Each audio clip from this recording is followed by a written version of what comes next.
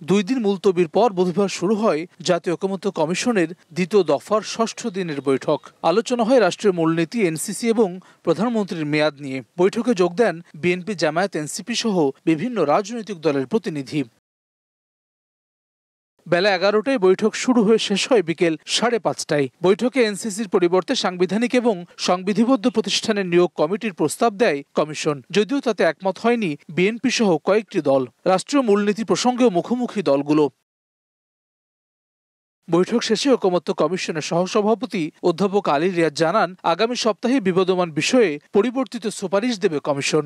সাংবিধানিক ও সংবিধিবদ্ধ প্রতিষ্ঠানের নিয়োগ সংক্রান্ত বিষয়ে একটা চূড়ান্ত সিদ্ধান্তে আসতে পারছি, ততক্ষণ পর্যন্ত প্রধানমন্ত্রীর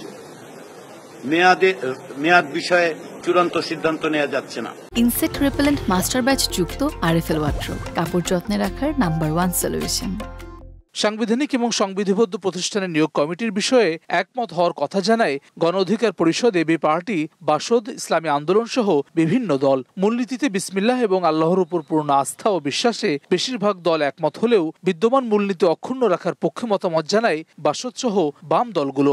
সংবিধিবদ্ধ নিয়োগ কমিটির বিষয়ে একমত জামায়াত ইসলামীও। ক্ষমতার ভারসাম্য নিশ্চিতে এ বিষয়ে সবাইকে একমত হওয়ার আহ্বান জানান এনসিপির সদস্য সচিব আখতার হোসেন। পঞ্চম সংশোধনীর সাথে যে আল্লাহর প্রতি পূর্ণ আস্থা এবং বিশ্বাস, এটার সাথে এটা যুক্ত করার ব্যাপারে অধিকাংশ রাজনৈতিক দল ঐকমত পোষণ করেছেন।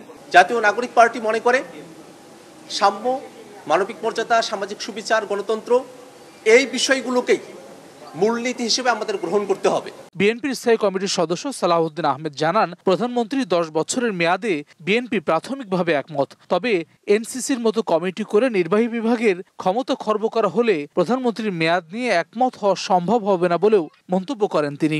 10 বছরের বেশি কোনো ব্যক্তি প্রধানমন্ত্রী থাকতে পারবেন না, এই বিষয়ে আমরা একমত। তবে এই জাতীয় সংস্থাগুলো, এনসিসি বা সাংবিধানিক নিয়োগ কমিটি, এই জাতীয় সংস্থাগুলো যদি দিয়ে নির্বাহী বিভাগের সমস্ত কর্মকাণ্ডকে সমস্ত জায়গায় ইন্টারফেয়ার করার যেখানে সম্ভাবনা থাকে এগুলো করা হয়, তাহলে আমরা সেই প্রস্তাবটা গ্রহণ করতে পারবো না।